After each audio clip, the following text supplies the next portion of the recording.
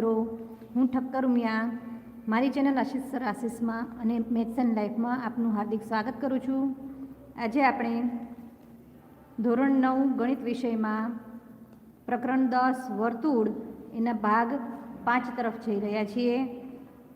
1 થી 4 ભાગની અંદર આપણે 10.4 સુધીના દાખલા જોયેલા. હવે ઝડપથી નોટપેન અને ટેક્સ્ટ બુક લઈને બેસી જશો અને પાના નંબર 160 કાઢશો.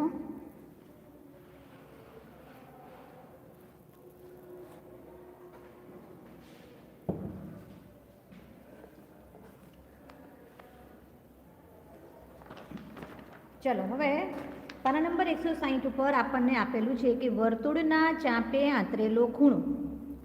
બરાબર છે? તો વર્તુળની ચાપ જે ખૂણો આંતરે એના માટે આપણને અહીંયા પ્રમેય આપેલા છે. તો એ જ પાના ઉપર નીચે પ્રમેય 10.8 આપેલું છે.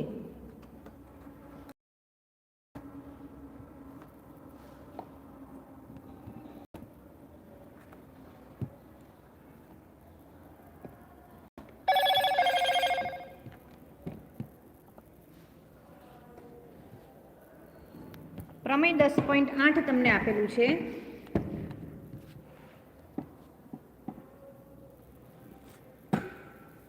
તો વિદ્યાર્થી મિત્રો, પ્રમેય 10.8 એનું સ્ટેટમેન્ટ છે, વર્તુળના ચાપે કેન્દ્ર આગળ આંતરેલો ખૂણો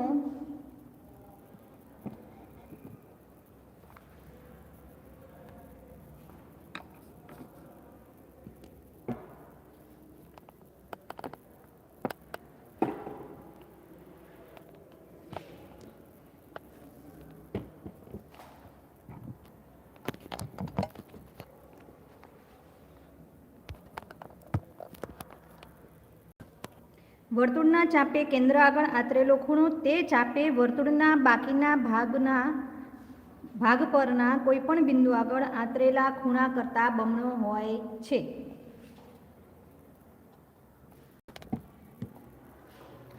તો જો પાના નંબર 160 ઉપર નીચે તમને આપેલું છે 10.8.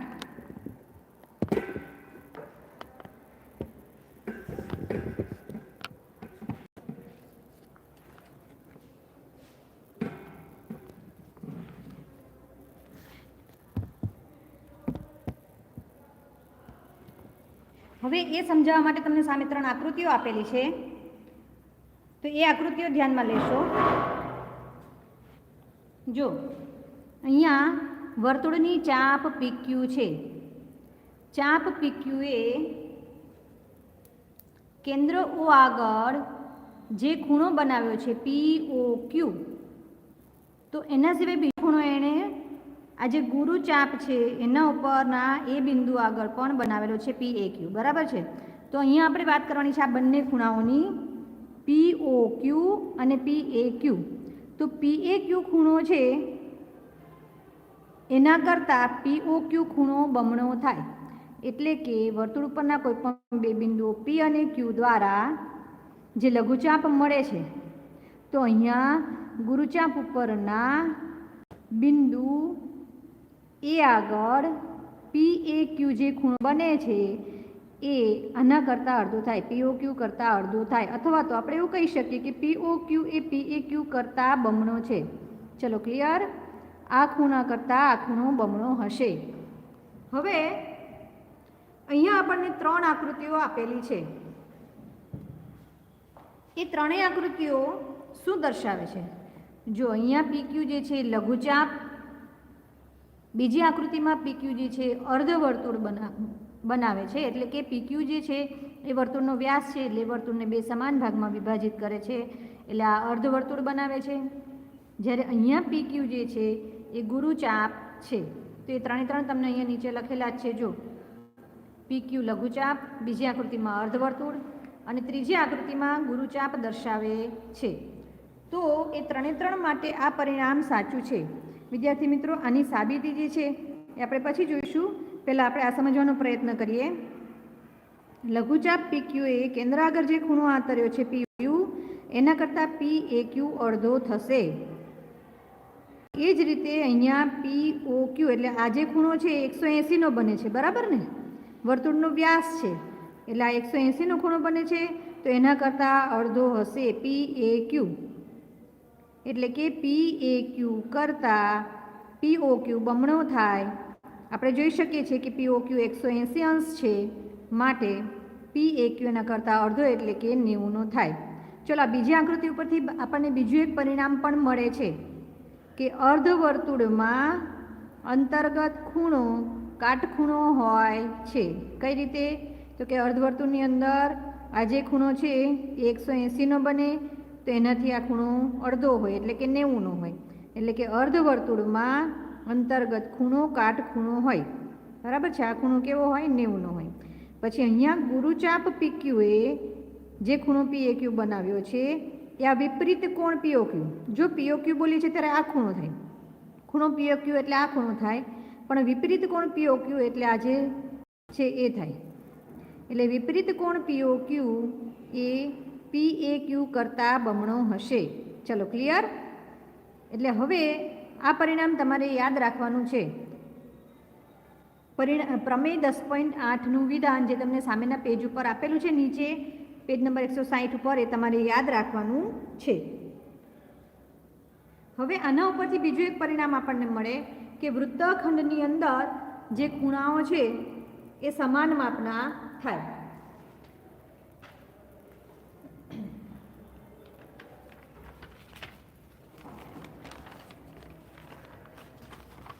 ચલો, અહીંયા આપણે કોઈ એક વર્તુળ દોરીએ. વર્તુળનું કેન્દ્ર O, PQ જે છે એ લઘુચાપ દર્શાવે છે. હવે હું અહીંયાથી આવી રીતે ખૂણો લઉં છું, તો POQ ખૂણો છે એ PAQ ખૂણા કરતાં બમણો હશે. એટલે શું કહી શકાય? ધારો કે આ x છે તો આ ખૂણો 2x થશે. ક્લિયર? ચલો, હવે એ બિંદુના બદલે હું અહીંયા કોઈક બી બિંદુ લઉં, તો ધારો કે હું અહીંયા કોઈક બી બિંદુ લઉં છું, તો પણ એનું PB અને BQ ને જોડી દઉં, તો અહીંયા મને જે ખૂણો મળશે PBQ, તો એના માટે પણ આ જ રિઝલ્ટ મળશે કે આ x અને આ 2x, બરાબર છે? એનો મતલબ શું થયો? જો આ જે છે લઘુ વૃત્તખંડ, અહીંયા લઘુ વૃત્તખંડ મળે ને, અને આ સાઈડ આપણને ગુરુ વૃત્તખંડ મળે, તો આ બંને ખૂણાઓ PAQ અને PBQ એક જ વૃત્તખંડના ખૂણાઓ છે અને બંનેના માપ સરખા થાય છે. તો આ જ પરિણામ આપણે ખાલી આ બે જ ખૂણાઓ માટે નહીં, ઘણા બધા ખૂણાઓ માટે મેળવી શકીએ. માની લો કે આપણે અહીંયા C બિંદુ લઈએ છીએ, તો અહીંયા જે ખૂણો બનશે એ પણ કેવો બનશે? X બનશે. PCQ પણ X બનશે. એ જ રીતે આપણે આ સાઈડ ખૂણો લઈએ તો PDQ પણ X બનશે. ચલો, ક્લિયર? તો અહીંયા આપણને તમારી ટેક્સ્ટ બુકમાં પાના નંબર 161 ઉપર પ્રમેય 10.9 છેલ્લે આપેલું છે. જો એક જ વૃત્તખંડમાં આવેલા ખૂણાઓ સમાન હોય છે. પ્રમેય 10.9 શું કહે છે?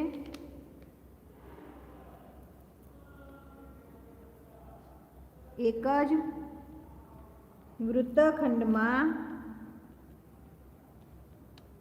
આવેલા ખૂણાઓ સમાન હોય છે. તો વિદ્યાર્થી મિત્રો, પ્રમેય 10.8 અને પ્રમેય 10.9 બંનેનું વિધાન તમારી નોટમાં તમે લખી રાખશો અને એ તૈયાર પણ કરવાનું છે. તમારા મગજમાં આ પરિણામ હોવું જોઈએ, બરાબર ને? ચલો, હવે એના પછીના પેજ ઉપર પ્રમેય નંબર 10.10. તો પ્રમેય નંબર 10.10 શું કહે છે?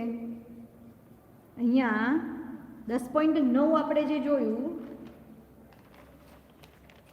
10.9માં આપણે શું કીધું કે એક જ વૃત્તખંડમાંના જે ખૂણાઓ છે એ સમાન માપના હોય છે.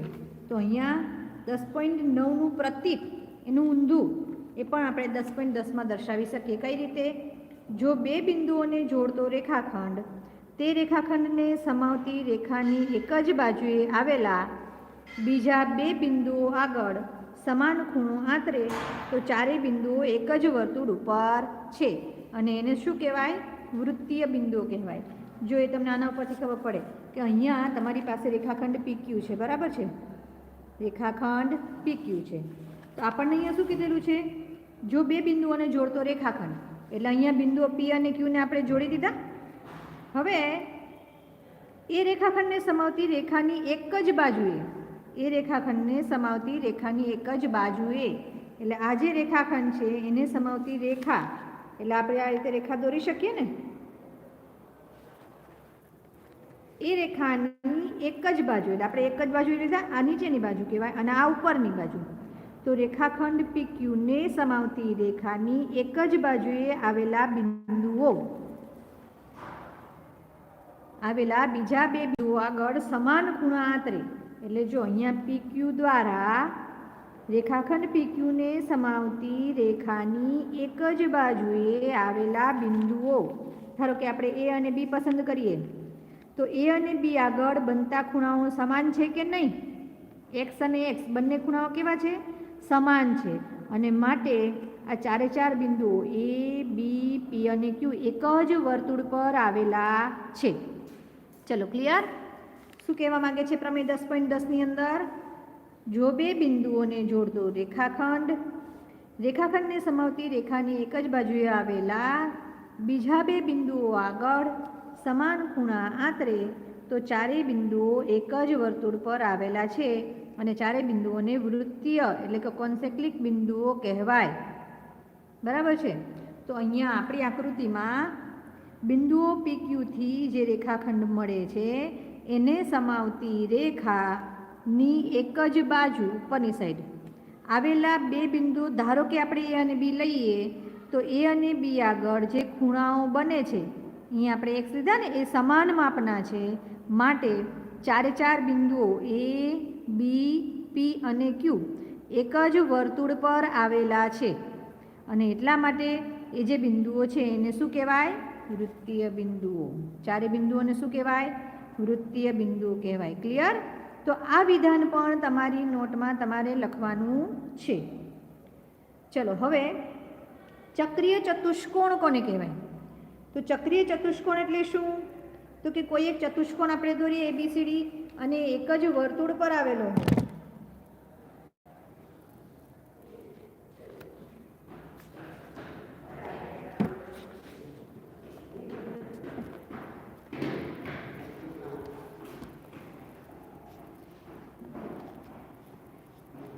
તમને નીચે 10.10 છે ને પ્રમેય, એની નીચે 10.8 ટોપિક આપેલો છે. એમાં તમને આપેલું છે પેલી બે લીટી, જો 10.8 ટોપિક છે અહીંયા નીચે, ચક્રીય ચતુષ્કોણ આકૃતિ 10.31. તો આકૃતિ 10.31માં તમને ABCD ચાર બિંદુઓ આપેલા છે કે જે એક જ વર્તુળ પર આવેલા છે. તો એક જ વર્તુળ પર આવેલા ચાર બિંદુઓને જોડતા જે ચતુષ્કોણ બને એને આપણે ચક્રીય ચતુષ્કોણ કહી શકીએ. બરાબર છે? તો જો અહીંયા હું તમને બતાવું, આપણે અહીંયા ચતુષ્કોણ ABCD,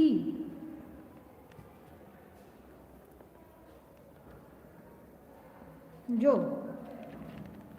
આ ABCD છે ને, તો ચતુષ્કોણ ABCD ના બધા જ શિરોબિંદુઓ, કયા શિરોબિંદુઓ?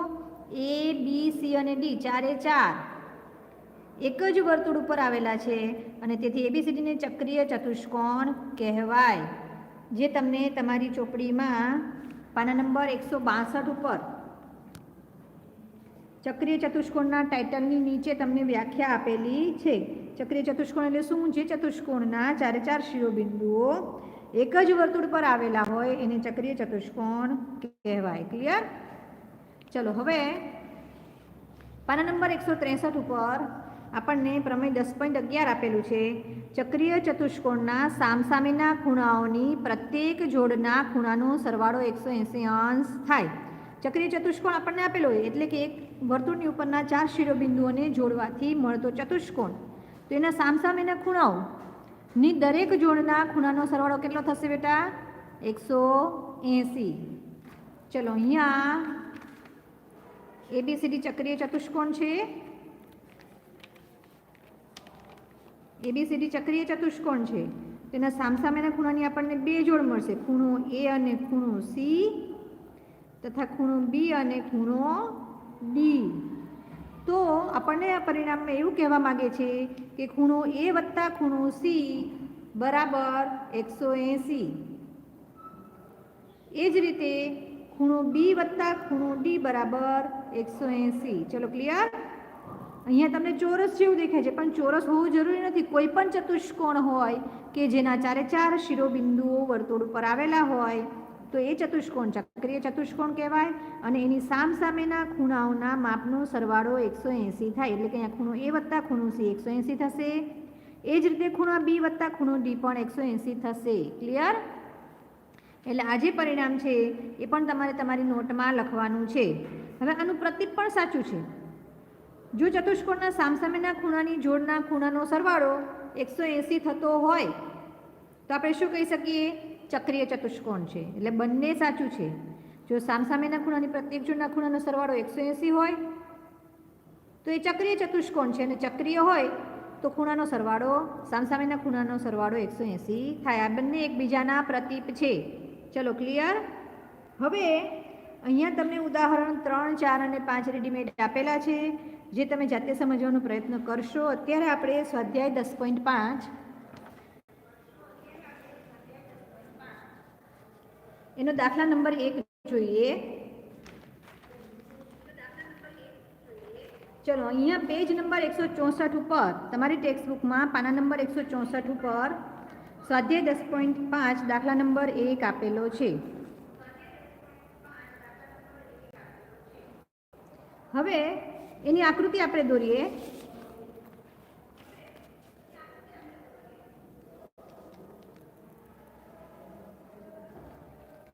જો તમને આકૃતિમાં એક વર્તુળ આપેલું છે કે જેનું કેન્દ્ર O છે. વર્તુળ ઉપર ભિન્ન બિંદુઓ ABCD તમને આપેલા છે.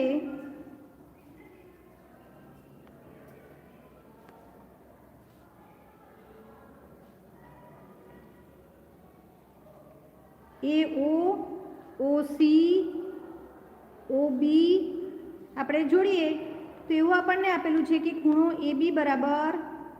AOB બરાબર 60 અંશ, ખૂણો BOC બરાબર 30 અંશ અને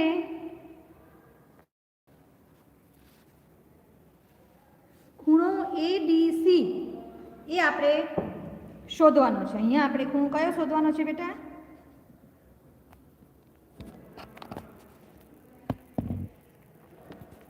ચલો આકૃતિમાં આપણે ખૂણો ADC શોધવાનો છે. તમને સામે આકૃતિ આપેલી જ છે, રકમમાં તમને આકૃતિ આપેલી જ છે. તો ત્યાં આપણે ખૂણો ADC એટલે કે આ ખૂણો આપણે શોધવાનો છે. બરાબર છે. હવે તમે જોઈ શકો છો આકૃતિમાં, તમે પણ આની સાથે આકૃતિ દોરશો.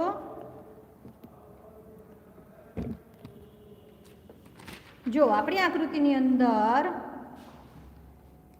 A અને C બિંદુથી જે લઘુચાપ AC મળે છે તે વર્તુળના કેન્દ્ર આગળ ખૂણો AOC બનાવે છે. બરાબર છે. તો આ ખૂણાનું માપ વર્તુળ ઉપરના કોઈ પણ બિંદુ D આગળ જે ખૂણો બને ADC એના કરતાં બમણું હશે. ચલો વિદ્યાર્થી મિત્રો, અહીંયા આકૃતિ જે છે એમાં તમારે થોડું એ રીતે ધ્યાનમાં રાખવાનું કે આ બંનેના માપનો સરવાળો 90 થાય એવી રીતે તમારે આકૃતિ દોરવી પડશે. તો આ આકૃતિ આપણે ફરીથી આ રીતે દોરી શકીએ. જો વર્તુળનું કેન્દ્ર O, વર્તુળ પરનું કોઈક બિંદુ D અને આપણે A અને C કેવી રીતે ધ્યાનમાં લઈશું કે જેથી અહીંયા બંનેનો સરવાળો 90 થાય છે ને, એટલે આપણે આ રીતે દોરીશું. ચલો આ 60 અને આ 30 એટલે કુલ 90 થઈ જાય. બરાબર છે. તો તમારે પણ ક્યારેક આવી રીતે આકૃતિ દોરવામાં એટલું ધ્યાન રાખવું પડશે કે બંનેનો સરવાળો 90 થાય એટલે એકબીજાને કાટખૂણે છેદે એ રીતના જ તમારે આકૃતિ દોરવી પડે. તો અહીંયા જે ખૂણો તમને મળે છે ADC એ આપણે શોધવો છે. હવે AOC એટલે કે આ બંનેનો સરવાળો 60 વત્તા 30 એટલે 90 થશે. તો ચાપ AC કેન્દ્ર આગળ બનાવેલા ખૂણાનું માપ 90 છે. તો ADC એ આના કરતાં અડધું થશે. તો આપણે લખીશું ખૂણો AOB વત્તા ખૂણો BOC બરાબર 60 વત્તા 30 બરાબર 90. તેથી ખૂણો ADC એટલે આપણી આકૃતિમાં અહીંયા ખૂણો ADC એના બરાબર કેટલું થશે? હાફ ઓફ ખૂણો AOC એટલે કે ખૂણા AOC નું અડધું થાય. અહીંયા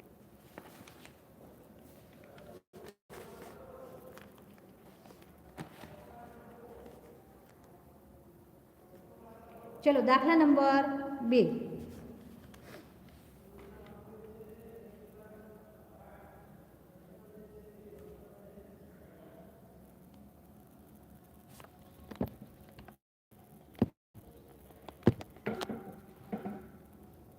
દાખલા નંબર 2 માં આપણને રકમ આપેલી છે. એક વર્તુળની જીવા અને તેની ત્રિજ્યા સમાન છે.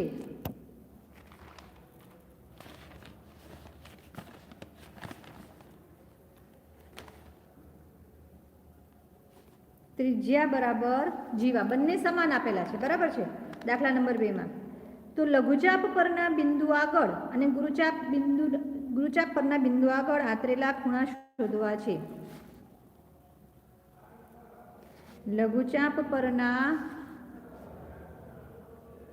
બિંદુ આગળ અને ગુરુચાપ પરના બિંદુ આગળ ખૂણા આપણે શોધવા છે. આ જ આપણો પ્રશ્ન છે. બરાબર છે. તો હવે આપણે શું કરીશું? એક ત્રિકોણ દોરીએ.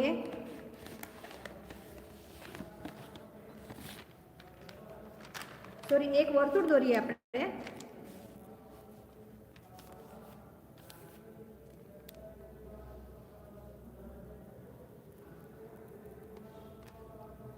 હવે વર્તુળનું કેન્દ્ર O વર્તુળ ઉપરના બિંદુઓ આપણે એવી રીતે લેવા છે કે જેથી ત્રિજ્યા બરાબર જીવા થાય. વર્તુળની જે ત્રિજ્યા છે એ અને જીવા એનું માપ સમાન થાય એવી રીતે આપણે જીવા લેવી પડે. ચલો અહીંયા વર્તુળનું કેન્દ્ર O અને વર્તુળની જીવા એ બી આપણે એવી રીતે દોરીએ કે જેથી ત્રિજ્યા અને જીવા સમાન માપના થાય. બરાબર છે. તો અહીંયા OA બરાબર OB બરાબર AB થશે.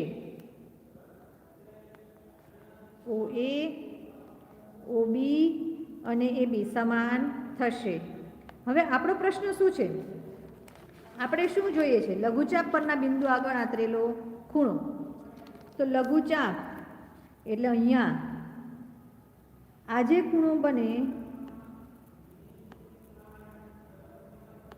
એ ખૂણાનું માપ આપણે જોઈએ છે AQB. પછી ગુરુચાપ પરના બિંદુ પરનો ખૂણો. તો ગુરુચાપ ઉપરનું કોઈ એક બિંદુ આપણે P ધ્યાનમાં લઈએ.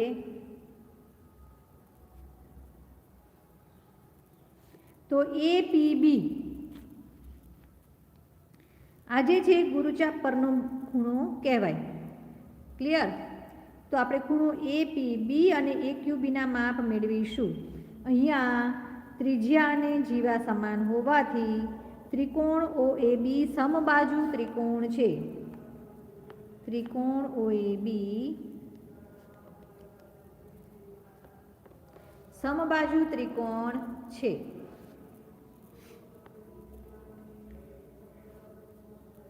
તેથી 3 ખૂણાના માપ કેટલા થશે? 3 બાજુઓના માપ સમાન છે એટલે 3 ખૂણાઓના માપ સરખા થશે અને કુલ સરવાળો આપણને ખબર છે કે 180 થાય એટલે 3 ખૂણા 60ના માપના થશે. તો અહીંયા ખૂણો AOB બરાબર 60 અંશ થાય.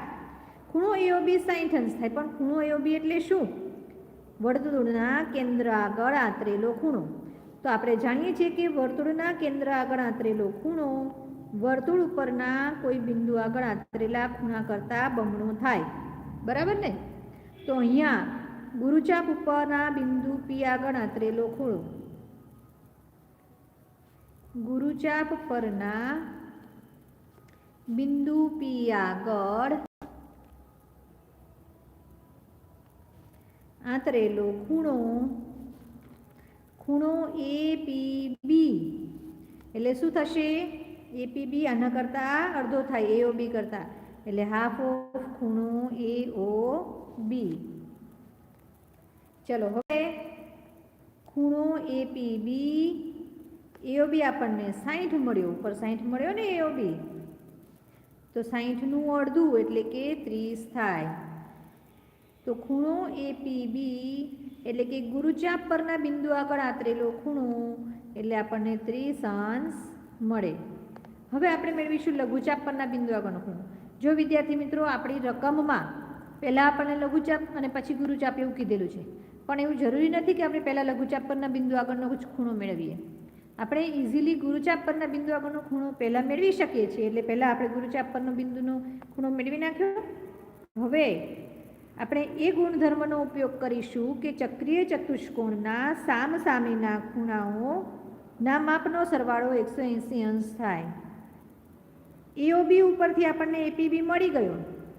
હવે અહીંયા તમે જોઈ શકો છો કે એ બી પી અને ક્યુ એ ચારે ચાર બિંદુઓથી જે ચતુષ્કોણ બને છે એ પી બી ક્યુ એ ચક્રીય ચતુષ્કોણ છે અને એના સામસામેના ખૂણાઓ પી અને ક્યુ મળે છે, માટે બંનેનો સરવાળો 180 અંશ થશે. તો આપણે લખીશું આકૃતિ પરથી ખૂણો એપીબી વત્તા ખૂણો એક્યુબી બરાબર 180. એનું શું કારણ? કારણ કે ચક્રીય ચતુષ્કોણના સામસામેના ખૂણાઓ અને એટલા માટે 180 થાય. તો એપીબી આપણે આગળ 30 મેળવ્યો, તો એ કિંમત આપણે અહીંયા મૂકી દઈએ. તો ખૂણો એક્યુબી બરાબર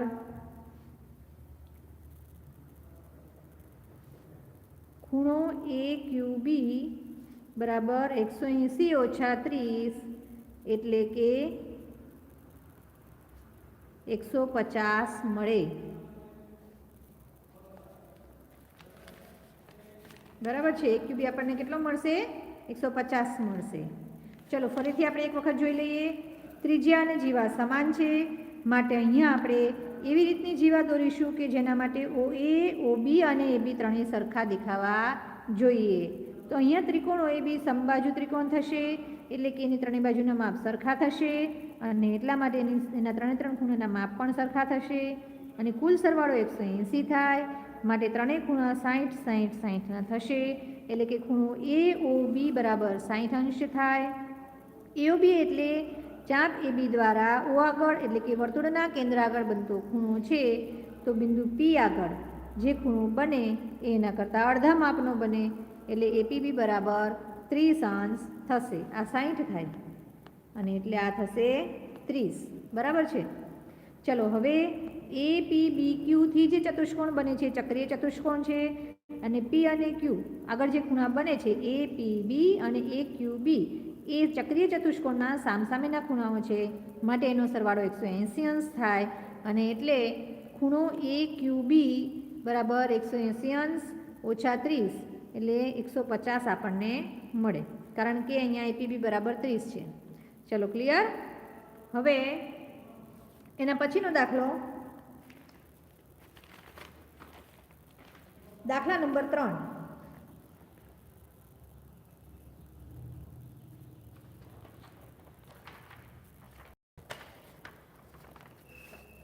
દાખલા નંબર 3ની રકમ જોશો. એની અંદર આપણને એક વર્તુળ આપેલું છે. વર્તુળનું કેન્દ્ર O છે.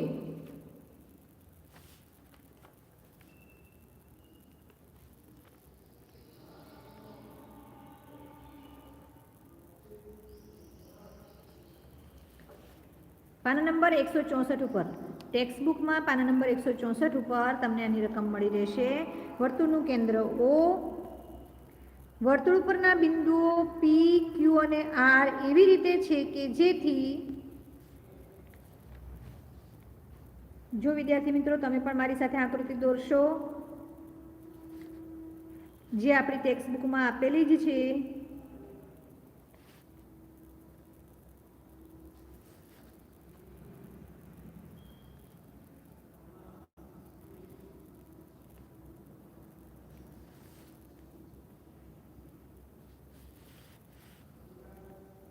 ચલો આપણને આ રીતની આકૃતિ આપેલી છે. હવે આપણો પ્રશ્ન શું છે? અહીંયા પી ક્યુ આર સો આપેલું છે. પી ક્યુ અને આર એ ઓ કેન્દ્રવાળા વર્તુળ પરના બિંદુઓ છે. ઓ કેન્દ્રવાળા વર્તુળ પરના બિંદુઓ પી ક્યુ અને આર છે અને ખૂણો ઓ પી આર આપણે શોધવો છે. ઓ પી આર એટલે કે આ ખૂણો આપણે શોધવો છે.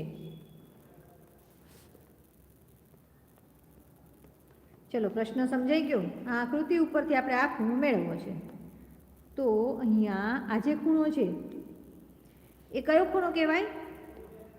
પી અને આર દ્વારા જે રેખાખંડ પી આર મળે છે એનાથી અહીંયા જે ચાપ પી આર છે એનાથી વર્તુળ પરના બિંદુ ક્યુ આગળ જે ખૂણો બને છે એ પી ક્યુ આર આપણને શું આપેલો છે? તો આપણને ખબર છે કે આના કરતાં કેન્દ્ર આગળ આતરેલા ખૂણાનું માપ બમણું હોય.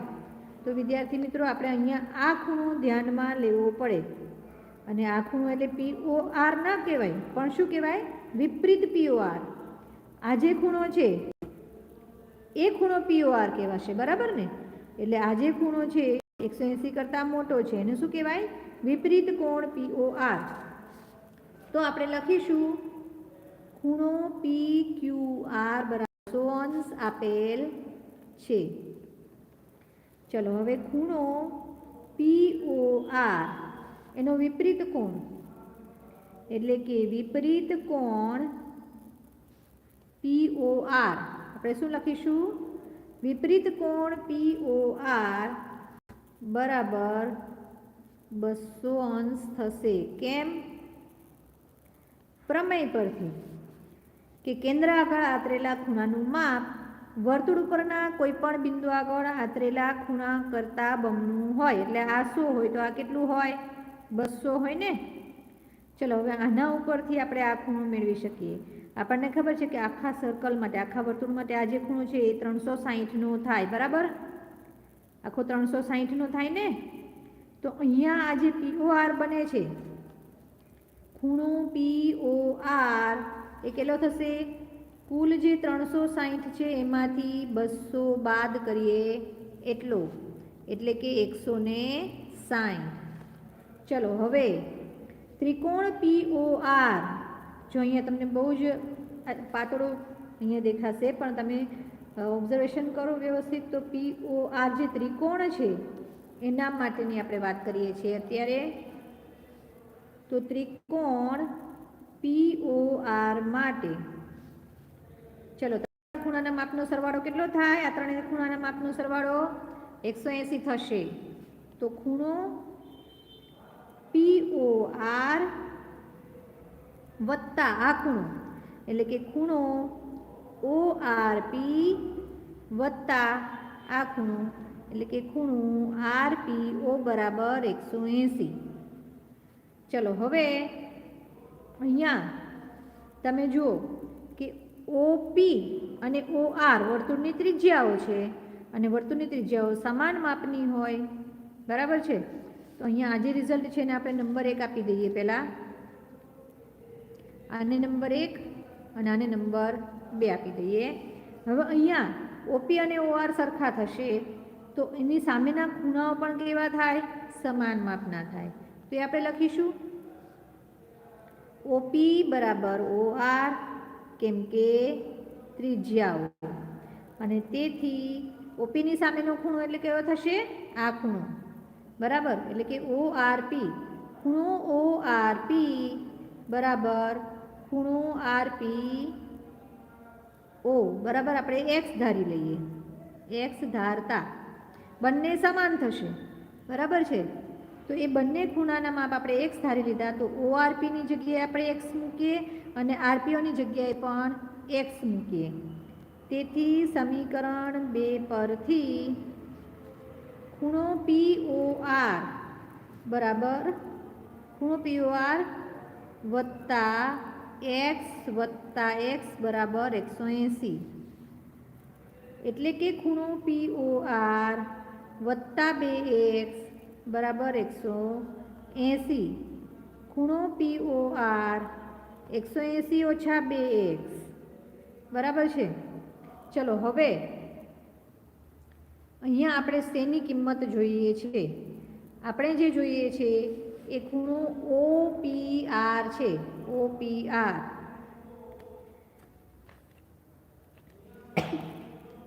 OPR એટલે કે x, એટલે કે આપણે x ની કિંમત જોઈએ છે. ચલો હવે અહીંયા આપણે સમીકરણ 1 પરથી POR આપણી પાસે 160 છે તો એ કિંમત આપણે અહીંયા મૂકી દઈએ, એટલે કે 160 અંશ બરાબર 180 અંશ ઓછા 2x, કારણ સમીકરણ 1 પરથી 1 માં આપણે જોયું ને કે POR કેટલો છે? 160 છે, તો એ કિંમત આપણે અહીંયા મૂકી દીધી, એટલે 2x કેટલા થશે? 180 ઓછા 160 એટલે કે 20 થાય. એના ઉપરથી x કેટલા થશે? 10 થશે. બરાબર, x 10 થાય, પણ x એટલે શું? ખૂણો OPR. x આપણે અહીંયા ધારી લીધો છે ને, OPR, તો બરાબર ખૂણો OPR. ચલો ક્લિયર? ફરી પાછું આપણે એક વખત આકૃતિ ઉપરથી સમજી લઈએ. આપણને આકૃતિ આપેલી છે, ખૂણો OPR એટલે કે આ ખૂણો આપણે મેળવવો છે. અહીંયા આપણને PQR 100 અંશ આપેલો છે, તો POR એટલે કે PR દ્વારા કેન્દ્ર આગળ આંતરેલો ખૂણો આના કરતાં ડબલ થાય, એટલે કે PQR 100 છે તો આ ખૂણો 200નો થશે. PORનો વિપરીત કોણ, વિપરીત POR 200 થશે. આખો ખૂણો 360નો થાય, માટે ખૂણો POR, આ જે ખૂણો છે એ POR એ 360માંથી 200 બાદ કરીએ એટલે આપણને મળે, એટલે કે 160 મળે. હવે ત્રિકોણ POR માટે ત્રણેય ખૂણાના માપનો સરવાળો 180 અંશ થાય. અહીંયા આપણે જાણીએ છીએ કે OP અને OR વર્તુળની ત્રિજ્યાઓ છે, માટે સમાન માપની હશે. તો એની સામેના ખૂણાઓ એટલે કે આ ખૂણો અને આ ખૂણો એ બંને સમાન માપના થાય, અને એને આપણે x ધારી લીધું. તો આ બંને જગ્યાએ આપણે xની જે ખૂણો છે એની જગ્યાએ આપણે x મૂકી દઈએ, તો x પ્લસ x એટલે 2x. POR બરાબર 180 માઇનસ 2x. POR આપણી પાસે 160 છે, તો એના ઉપરથી 2x આપણને 20 મળે, એટલે કે x 10 મળે, 10 અંશ. એટલે કે x એટલે કયો ખૂણો છે? OPR. OPR જે આપણે જોઈએ છે એ, તે આપણને 10 અંશ મળશે. ચલો ક્લિયર? હવે આની અંદર આપણને દાખલા નંબર 4 આપેલો છે, તો એ તમને વિદ્યાર્થી મિત્રો હું હિન્ટ આપીને હોમવર્કમાં આપું છું. દાખલા નંબર 4, એની આકૃતિ આપણને આપેલી છે. પહેલા એક વર્તુળ, વર્તુળની અંદર BC એની જીવા છે. એ બિંદુ આગળ જે ખૂણો બને છે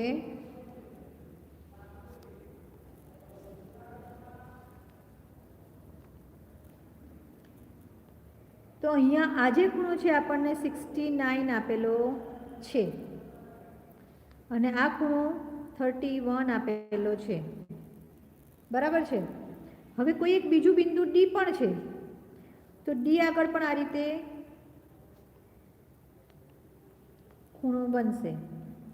હવે આપણો પ્રશ્ન એવો છે કે અહીંયા ખૂણો ABC 69 ડિગ્રી એટલે 69 અંશ, અને ACB 31 અંશ છે.